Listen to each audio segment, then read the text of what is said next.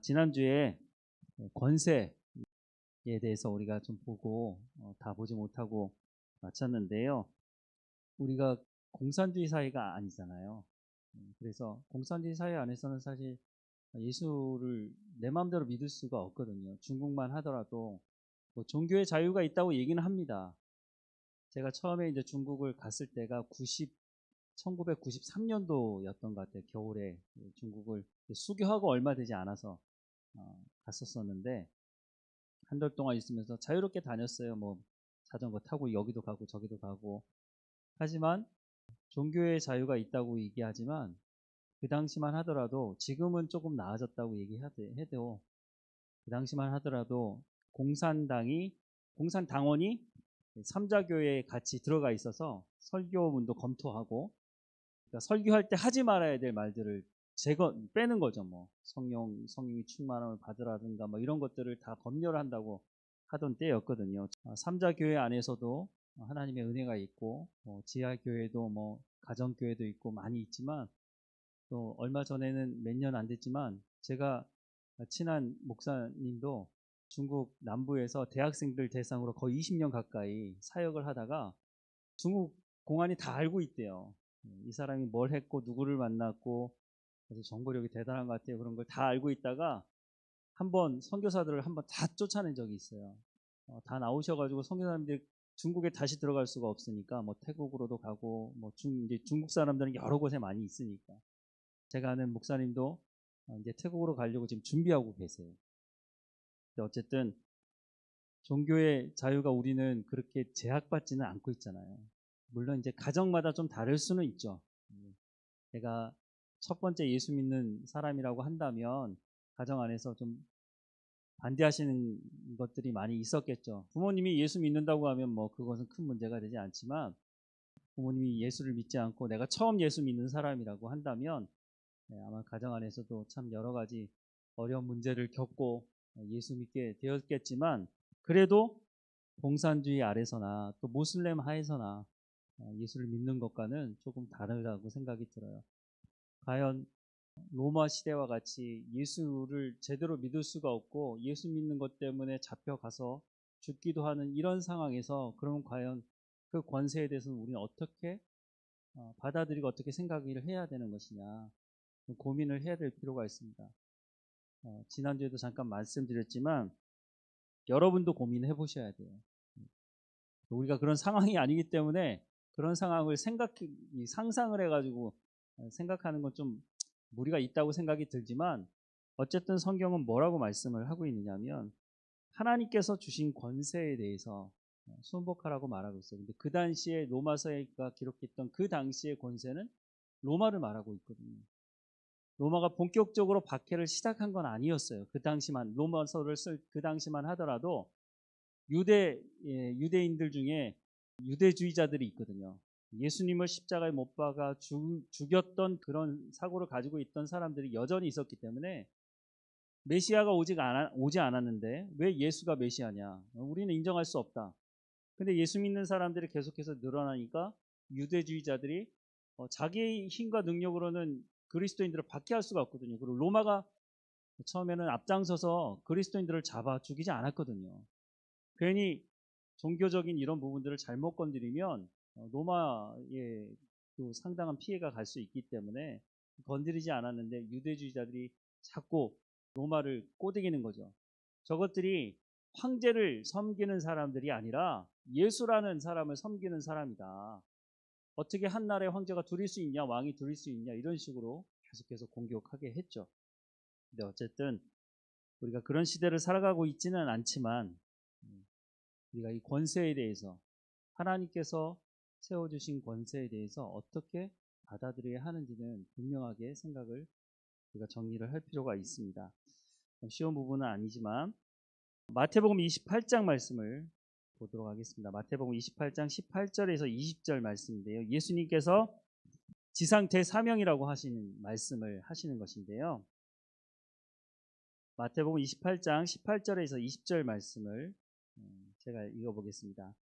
예수께서 나와 말씀하여 이르시되 하늘과 땅의 모든 권세를 내게 주셨으니 그러므로 너희는 가서 모든 민족을 제자로 삼아 아버지와 아들과 성령의 이름으로 세례를 베풀고 내가 너희에게 분부한 모든 것을 가르쳐 지키게 하라. 내가 세상 끝날까지 너희와 항상 함께 있으리라 하시니라 라고 말씀합니다. 예수님 뭐라고 말씀하시죠? 하늘과 땅의 모든 권세를 누구에게 주셨다고요? 예수님에게. 그런데 사탄은 뭐라고 얘기해요? 사탄이 예수님을 시험할 때 뭐라고 얘기하죠? 야, 너 여기서 떨어져 내려봐. 성전 꼭대기에 올라가서 떨어져 내려보라는 거예요.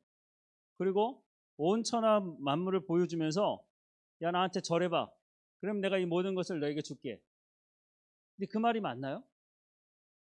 근데 실제적으로 삶을 살다 보면 그 말이 더 맞는 것 같다는 생각이 들어요. 아, 도대체 하나님은 어디 계신 건가? 왜 이런 일이 벌어지는 건가? 이런 정말 하나님이 계시다면 이런 일은 일어나면 안 되는데 라고 생각하는 일들이 일어났을 때 거기에다가 살짝 얘기를 얹어서 사탄이 얼마나 힘이 센 줄 아느냐, 사탄에 얼마나 큰 권세가 있는지 아느냐 라고 얘기하면요, 당장 내 눈앞에 벌어진 상황들을 보면서 그렇지 않다고 말하기가 쉽지 않을 때가 있어요. 사탄이 속이는 거죠. 예수님에게 야, 이 모든 것에 나한테 준 거야. 너 나한테 절하기만 하면 내가 다 줄게. 그 당시만 딱 보면 그게 맞아 보이지만 하나님은 사탄에게 이 모든 권세를 주신 적이 없다는 거예요. 사탄은 가장 잘하는 게 뭡니까? 거짓말이죠, 거짓말. 얘는 입만 열면 거짓말 하거든요. 수단과 방법을 가리지 않고 거짓말을 합니다. 그런데 거짓말도 처음부터 끝까지 다 거짓말하는 게 아니에요. 사실이 있어요, 사실. 100% 중에 1%만 사실이 있으면 그 나머지 99%는 다 거짓말할 수 있어요, 사탄은. 어디서 그걸 볼 수 있죠? 뭐 여러 가지 볼 수 있지만 가장 대표적인 게 선악을 알게 하는 나무를 먹게 한 그 사건이에요. 하나님이 뭐라고 말씀하셨어요? 선악을 알게 하는 나무 열매를 먹으면 반드시 죽는다고 말했잖아요. 근데 사탄은 뭐라고 말해요? 죽을까 하노라. 죽는 거는 살짝 껴놨는데 반드시 죽는 게 아니고 죽을지 안 죽을지 몰라. 어쩌면 그게 더 맞는 말 아니에요? 안 먹어봤으니까 죽는 걸 본 적이 없거든요. 그러니까 죽음이 뭔지도 모르는 사람에게 죽을까 하노라. 설마 하나님께서 그렇게 하시겠어? 하나님이 형상대로 널 창조했다며, 하나님이 사랑의 하나님이시라며 하나님 널 죽일, 절대 그런 일 없어요. 그 얘기를 하는 거죠. 선악을 알게 하는 나무 열매에 있는 것은 사실이죠. 근데 그 나머지는 다 거짓말이었죠. 사탄이 하는 게 그래요. 어쨌든 그런데 예수님은 뭐라고 말씀하시냐면 하늘과 땅의 모든 권세를 나에게 주었다. 예수님에게 주셨다고 말씀하고 있습니다. 우리가 누구에게 순종하는 겁니까? 예수님한테 순종하는 거예요. 조금 있다가 다시 한번 그 부분이 나오긴 하는데요. 우리가 예수를 믿기 위해서 교회에 오는 것이고 예수를 어떻게 하면 잘 믿을 수 있을까를 위해서 성경을 보는 것이고 우리가 성령의 충만함을 받는 이유도 하나님의 자녀로 예수 믿는 사람으로 온전히 살아가기 위해서 성령의 충만함이 필요하다고 말씀하시고 있는 거예요. 예수 그리스도가 나의 구주라고 우리가 영접하고 하나님의 자녀가 됐잖아요. 그런데 이게 얼마나 중요한 것이냐면 이 사실 하나만 가지고도요, 신앙의 전체를 이룰 수가 있어요. 하나님의 모든 권세를 예수님께 주셨고 나는 그 예수 그리스도를 나의 구주로 영접했다 라고 하는 이 사실을 평생 살아가면서 잊지 않고 이 사실을 분명하게 붙들고 살아가면요, 제가 보기엔 신앙생활에 문제 없어요. 문제는 뭐냐면 예수 그리스도가 나의 구주라는 거, 하늘과 땅의 모든 권세를 예수 그리스도가 가지고 계시고 그 예수 그리스도가 나의 구주가 되신다고 하는 것을 목에 칼이 들어와도 내가 이것은 바꾸지 않겠습니다 라고만 한다면 여러분 평생 신앙생활 하는데 문제 없습니다. 그런데 이게 흔들리기 시작하면요, 모든 신앙생활이 무너지게 되어 있습니다. 그 목에 칼이 들어온다고 얘기하니까 제가 웃긴지 모르겠는데 저한테 있었던 한 가지 이야기가 있는데요. 좀 잠깐 삼천포로 빠져가지고 삼천포 사람들은 이 말 되게 싫어하더라고요.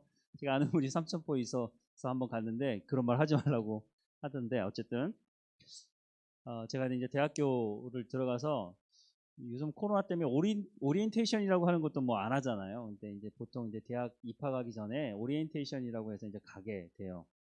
그러면 선배들도 오고 교수님들도 오시고 그렇게 하죠. 근데 뭐 사실 오리엔테이션이라는 게 대학 생활의 어떤 것들을 설명해 주기보다는 제가 보기에는 처음부터 끝까지 술 먹고 술로 끝나요. 뭐 그렇지 않은 데도 있는지 모르겠지만 어쨌든 익히 그런 걸 들었기 때문에 그러면 어떻게 할 건가 하고 어쨌든 그런 고민을 하다가 이제 오리엔테이션을 갔죠. 조그만 방 안에 사람들 막 두 줄, 세 줄로 막 이렇게 앉아가지고 이제 자기소개를 이제 하는 거죠. 처음 이제 문 쪽에 있는 사람부터 이제 자기소개를 쭉 하고 이제 들어오는데 제가 한 3분의 2 지점에 앉아 있었거든요. 근데 이제 노래를 하든지 뭐 재밌는 이야기를 하라 그러고 자기소개를 하고 또 뭐 이렇게 보니까는 그 무슨 대접에다가 막걸리 따라주고 다 먹으라고 하고 막 그런 이제 막 쭉 이제 순서가 돌아오는데 저한테 점점 다가오니까 제가 무슨 말을 해야 될지 모르겠더라고요. 유행가도 잘 모르고 거기서 뭐 찬송가 부를 수도 없는 것 같고 또 어떻게 해야 되지? 막 심장이 막 진짜 쿵쾅쿵쾅 뛰고 이거 어떻게 해야 될까? 이게 뭐 하여튼 뭐 고민하다가 저 나름대로 재밌는 얘기라고 일어서가지고 뭐 식인종 이야기를 짝 했는데 사람들 하나도 안 웃더라고요. 그리고 나서 제가 이제 뭐라고 얘기를 했어요. 근데 한마디 딱 했는데 갑자기 분위기가 싸해지면서 아무도 저한테 술 먹으라고 얘기를 안 하는 거예요. 그래서 잘 지나가나 보다 하고 이제 마치게 됐죠. 잘 마치게 됐는데 제가 있는 과가 남자가 6명밖에 없었거든요. 그래서 나중에 뭐 남자 중에 이제 친한 친구가 생겨가지고 친한 친구가 나중에 그 얘기를 하더라고요. 야, 너 오리엔테이션 그날 너 혹시 무슨 얘기 한지 아냐? 그래서 제가 뭐라고 얘기를 하려고 생각하면서 얘기했냐면 제가 목에 칼이 들어와도 술은 안 마십니다. 이 얘기를 해야지 라고 일어서서 그 얘기를 했거든요. 그 뭐 대단한 얘기예요. 근데 사람들이 정말 싸해지면서 그래서 그 친구가 묻더라고요. 너 그렇게 얘기 안 했다는 거예요.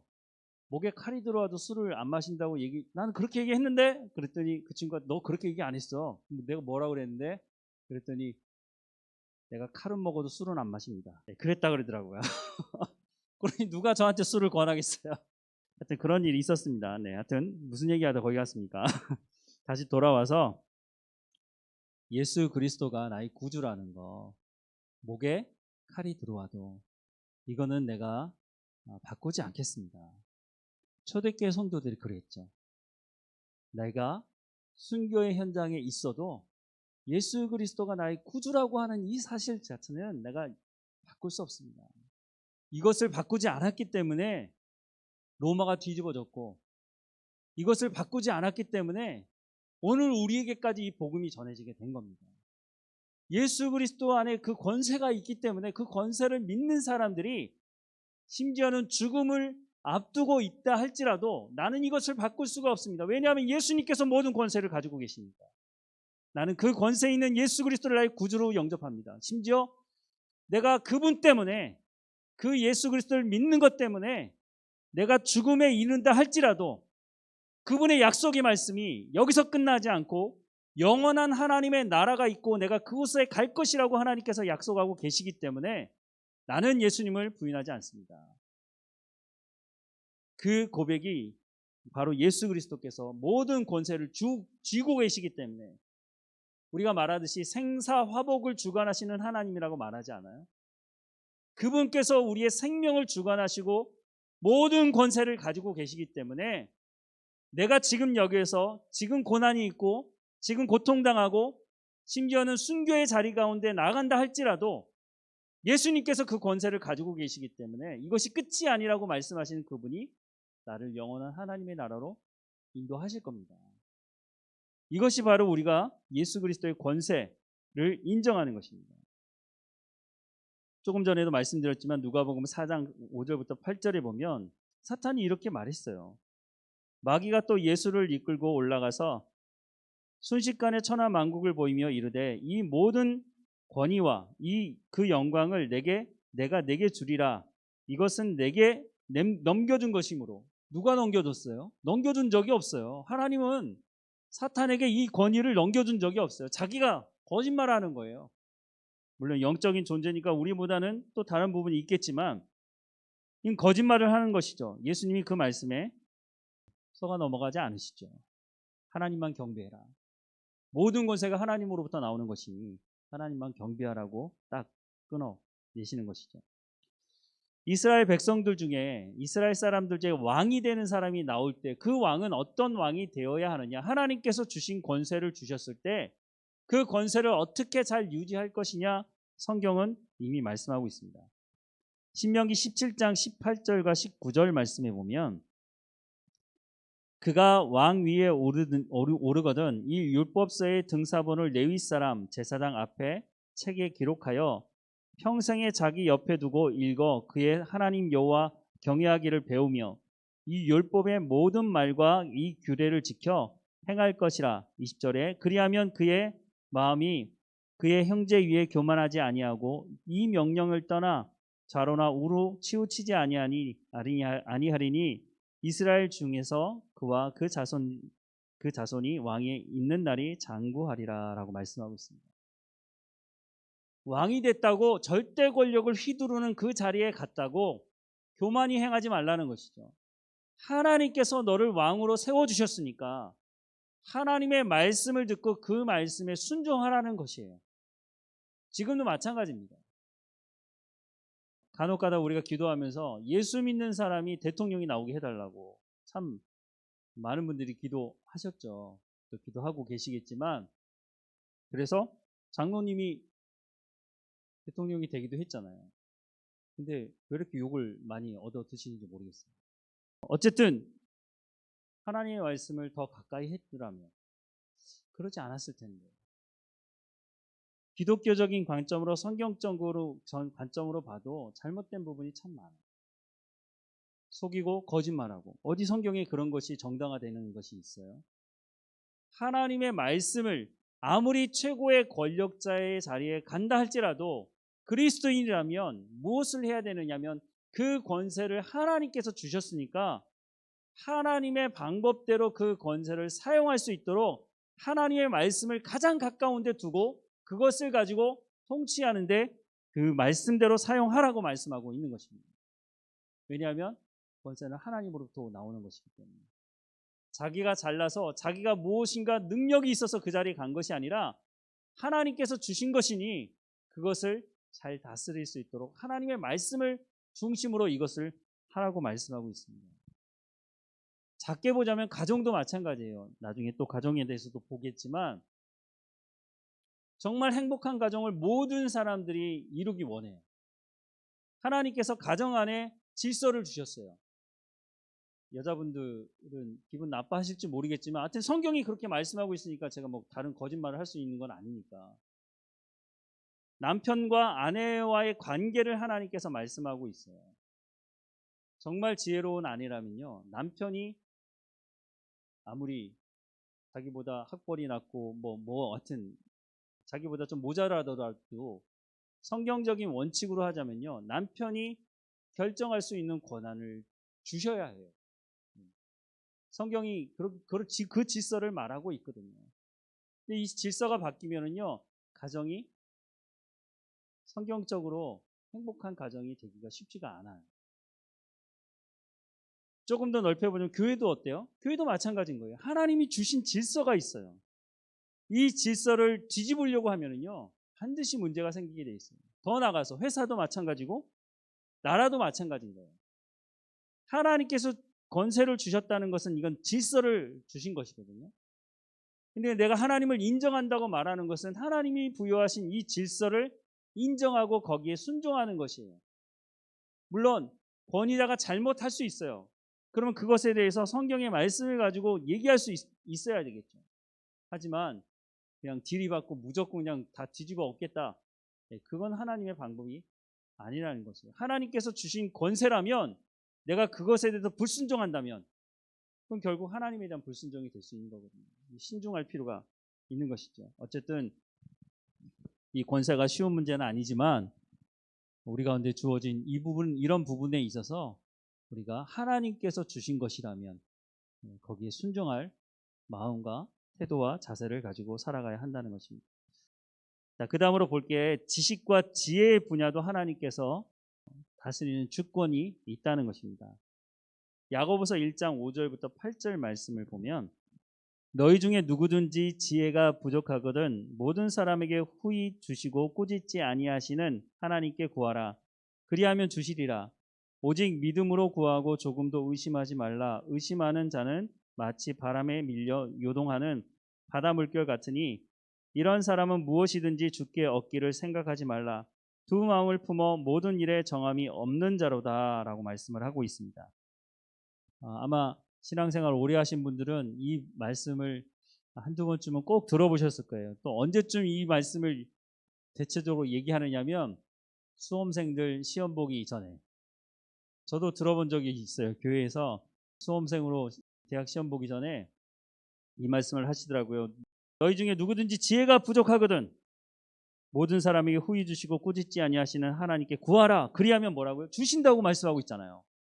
이 말씀만 앞뒤에 뭐라고 말했는지 전혀 얘기하지 않고 요 말씀만 딱 떼서 얘기하면은요, 이거 정말 수험생들한테 너무 좋은 말씀인 거예요. 아무리 열심히 공부해도 이게 성적이 안 오르는데 하나님 제게 지혜를 주십시오.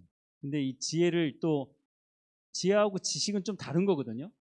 그런데 지혜를 얘기하면서 지식, 공부해서 많은 정보를 시험에 나올 만한 거 그런 거 생각나게 해주세요. 구하면 주신다고 했으니까 하나님 달라고 그렇게 말을 하면서 공부는 안 해요. 그럼 어떻게 되는 거죠? 시험에 떨어지는 거죠. 그런데 이 말씀 그대로 하자면 어쨌든 지혜가 부족하거든. 하나님께서 주신다고 말씀하고 있다는 것은 하나님께서 이 지혜의 주권자라는 거예요. 그러니까 하나님께 주든지 말든지 하실 거 아니에요. 하나님께 아니면 어떻게 하나님께서 주세요? 분명히 잠언서의 말씀에도 하나님을 경외하는 것이 지혜의 근본이라고 말하고 있죠. 하나님이 누구인지를 아는 사람이 지혜로운 사람이라고 말씀하고 있는 거예요. 그런데 지혜가 부족하거든 모든 사람에게 후히 주시고 꾸짖지 아니하시는 하나님께 구하라. 그리하면 주시리라. 여러분 그렇게 기도해 보신 적 있으신가요? 하나님께서 주신다고 말씀하고 있잖아요. 근데 왜 지혜를 주시죠? 왜? 우린 왜 지혜를 하나님께 구하나요? 우리가 나중에 야고보서 공부할 때 다시 한번 보겠지만 여기서 말하는 지혜는요, 어떨 때 필요한 지혜냐면 시험 당할 때 말하는 것입니다. 물론 우리가 유혹을 받을 때도 있고 우리가 하나님께서 우리의 신앙을 성숙시키기 위해서 고난을 주시는 것도 있어요. 그것도 여기 다 포함되는 것입니다.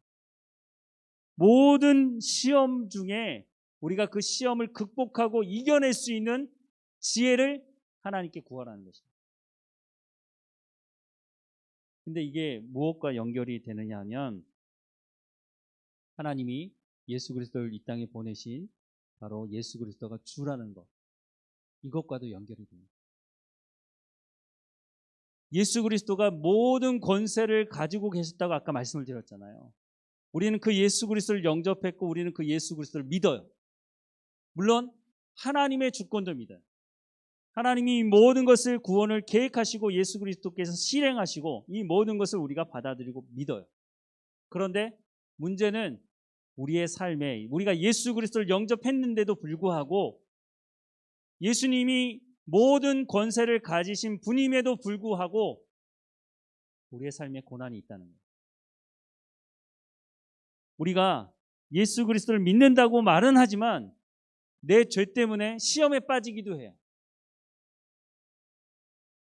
내가 예수 믿는 사람인데 내 가운데 고난이 찾아오고 시험이 있고 고통이 있다는 거죠.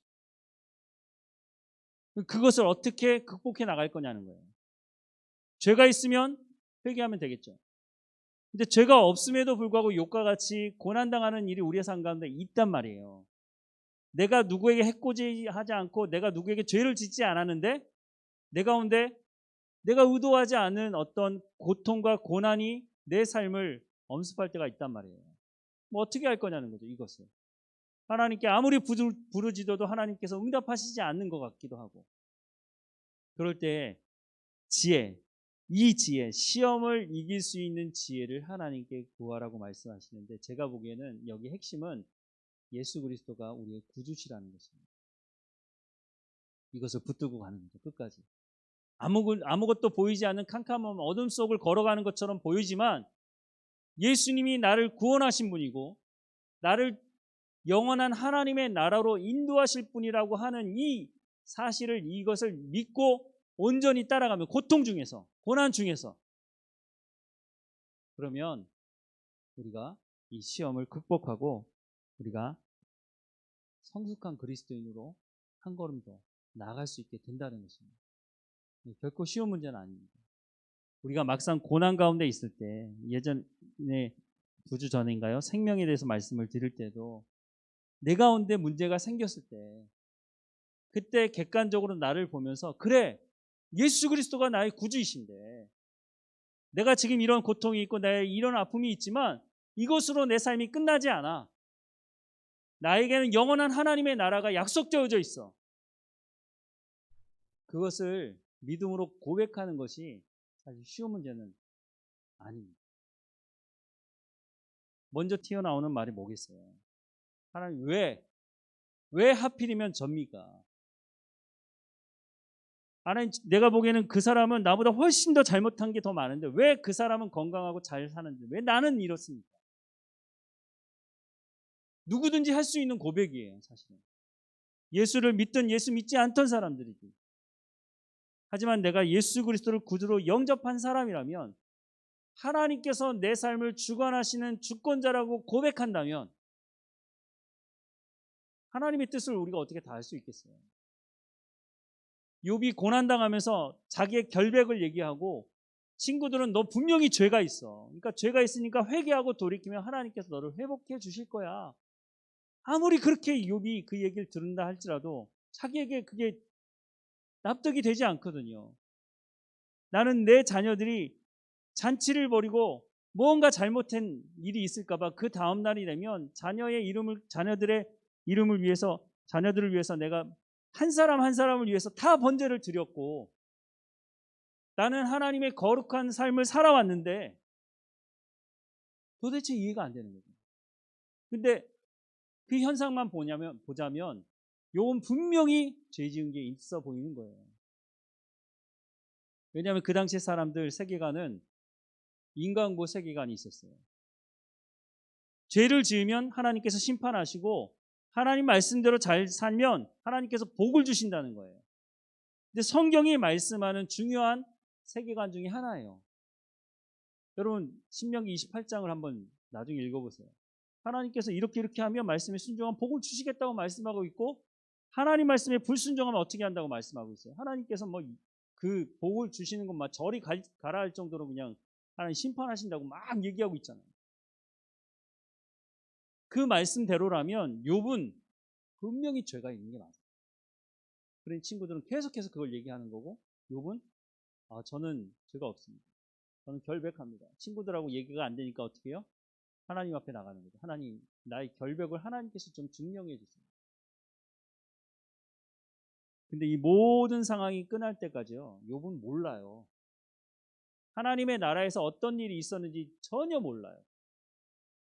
근데 그 과정 속에서 욥은 성장해 가죠. 하나님의 마음을 더 잘 알아가는 단계로 올라가죠. 우리는 몰라요.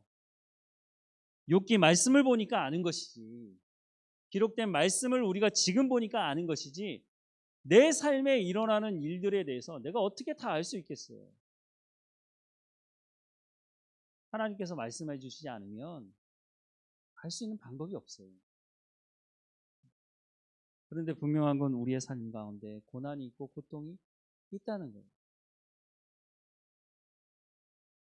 여러분은 모르겠지만 저만 하더라도 하나님, 이거 좀 빨리 지나가게 해주십시오. 하나님, 너무 힘듭니다. 이거 어떻게 해야 되겠습니까, 제가? 참 하나님, 천국 가서 좀 따질 일이 많아요. 하나님, 왜 그때 그렇게 하시냐고, 이렇게. 그때 가서 다 잊어버리고 얘기 못할 수도 있겠지만, 어쨌든 제가 다 이해를 할 수가 없어요. 아무리 말씀을 봐도 다 납득되고 다 받아들이고 하기가 쉽지가 않아요. 그런데 작년보다 올해가 낫고 올해보다 내년이 더 나아질 거라는 생각은 분명히 있어요. 왜냐하면 나의 지난 삶을 쭉 돌이켜 봤을 때 내 지난 삶에 있었던 여러 가지 굵직굵직한 일들 가운데서 하나님께서 나를 이끌어 주시고 또 이끌어 주시고 또 이끌어 주시고, 그래서 지금 제가 여기 와 있는 거예요. 여러분들도 마찬가지 아닙니까? 하나님께 지혜를 구해요. 하나님 앞에 엎드려서 하나님, 내가 어떻게 이 일을 해야 되겠습니까? 제 생각과 제 지식과 제가 가지고 있는 것으로는 하나님 이것을 넘어가기 어렵습니다. 그러면서 하나님께 더 나아가게 되는 것이죠. 예수 믿는 사람들에게 어떻게 보면 가장 기본적인 거기도 하지만 가장 특권은 뭐냐면 하나님께 엎드리는 것입니다. 하나님께서 하십시오. 결국 하나님 하시죠. 교만한 사람들은 그렇게 하지 않죠. 내가 해보겠다는 거죠. 끝까지. 그러면 시간만 길어질 뿐이죠. 하나님의 주권을 인정하는 것, 우리가 말로는 쉽게 하지만 우리의 일상의 삶에서 권세를 인정하는 것, 하나님이 세우신 질서를 인정하는 것, 우리가 시험당하고 고통당할 때 하나님께 지혜를 구하는 것, 지혜의 주권자이신 그 하나님께 이 시험을 이겨낼 수 있는 지혜를 내 가운데 달라고 한다는 것은요, 말씀을 통해서는 쉽게 보지만 실제로 내가 그 상 가운데 있을 때 이것을 하나님께 그 주권을 인정하고 구한다는 건 쉬운 문제는 아닙니다. 하지만 다시 한번 말씀을 보면서 우리가 마음에 새기는 것은, 우리가 그런 상황이 있을 때 이와 같이 하라고 성경은 이미 말씀해 주고 있으니까 우리가 하나님이 하나님 되심을 인정하고 예수 그리스도가 하늘과 땅의 모든 권세를 가지신 분이라는 것을 인정하고 그분 앞에 우리의 상황을 말하고 하나님 앞에 고백하고 하나님 인도하심을 구하는 우리 모두가 되기를 간절히 소망합니다. 기도하겠습니다. 하나님, 우리가 어떻게 하나님의 뜻을 다 이해할 수 있겠습니까? 성경에 기록된 말씀이 있지만 성경에 기록된 말씀조차도 우리가 다 알아듣고 다 순종하지 못함을 하나님 불쌍히 여겨 주옵소서. 하지만 분명한 것은 하늘과 땅의 모든 권세를 예수 그리스도께서 가지고 계시고 그 예수 그리스도께서 우리 가운데 임재하시고 우리가 예수 그리스도를 구주로 영접할 수 있도록 허락해 주셨으니 하나님의 권세를 온전히 인정하고 순종하며 우리가 시험 가운데 있을지라도 우리가 고난 가운데 있을지라도 그 일을 통해서 우리의 생명을 더 풍성케 하실 성령의 열매를 맺게 하실 하나님을 기대하고 하나님께 지혜를 구하며 하나님과 동행하는, 하나님이 하나님 되심을 인정하고 하나님을 온전히 섬기며 하나님께 불평하고 원망으로 채우지 않고 감사함으로 살아가는 우리 각 사람이 될 수 있도록 하나님 은혜를 허락해 주옵소서. 하나님의 말씀을 볼 때마다 깨달아 알 수 있도록 성령의 충만함을 우리 가운데 허락해 주옵소서. 약속하신 그 성령을 우리 가운데 날마다 허락해 주시고 하나님과 동행하며 살아갈 수 있도록 은혜를 허락해 주옵소서. 우리의 자녀들, 우리의 가족들, 하나님 우리의 마음에 품고 있는 전도를 해야 될 대상들, 하나님 그 모든 사람들에게 하나님 섬기는 자가 어떤 삶을 살아가는지를 우리가 보여줄 수 있도록 우리의 믿음이 드러나게 하시고 우리의 삶에 성령의 충만함으로 성령의 열매가 맺어지게 하셔서 복음이 증거되는 우리의 삶의 통로가 될 수 있도록 은혜를 허락해 주옵소서. 하나님 우리의 가정을 붙들어 주옵소서. 우리의 가정을 하나님 평안하게 하시며 예수 믿는 가정이 되게 하시고 우리의 가정이 하나님을 중심으로 예수 그리스도를 구주로 하나님 온전히 섬기는 가정 되게 하시고 믿음의 가문을 이뤄갈 수 있도록 나를 먼저 불러주셨으니 나를 통해서 온 가족이 하나님 앞에 온전히 예배할 수 있는 공동체 되어지도록 하나님 인도해 주옵소서. 그래서 먼저 우리가 깨어있도록 우리 가운데 담대함을 허락해 주시며 지혜와 명철을 허락해 주시고 하나님 우리 가운데 이 땅에 살아가는 동안 필요한 것들을 공급해 주시되 그것을 내 배를 채우는 데만 사용하지 아니하게 하시며 생명을 살리는 일에 흘려보내게 하시고 하나님 어려움 당하는 사람들을 생명을 살리는 일 가운데 하나님 쓰임 받도록 우리의 삶을 주관하시고 인도해 주옵소서. 몸이 연약한 성도들을 하나님 기억해 주옵소서. 하나님 치료의 과정 가운데 있는 성도들 하나님 믿음을 더 굳건하게 하시고 모든 것을 주관하시는 하나님 앞에 온전히 의지하고 하나님께 맡겨드리며 오늘 우리가 살아갈 삶을 허비하고 낭비하지 아니하도록 하나님 인도해 주옵소서. 모든 치료를 통해 온전해지게 하시고 예배하는 자리, 기도하는 자리 지키고 하나님께 나아갈 수 있도록 은혜를 허락해 주옵소서. 하나님 예배 가운데 하나님을 만나게 하시고 하나님의 은혜를 경험하는 자리가 될 수 있도록 인도해 주옵소서. 하나님은 날마다 하나님과 동행하는 삶을 살아갈 수 있도록 우리의 삶을 이끄실 하나님께 감사드리고 예수 그리스도의 이름으로 기도드립니다. 아멘.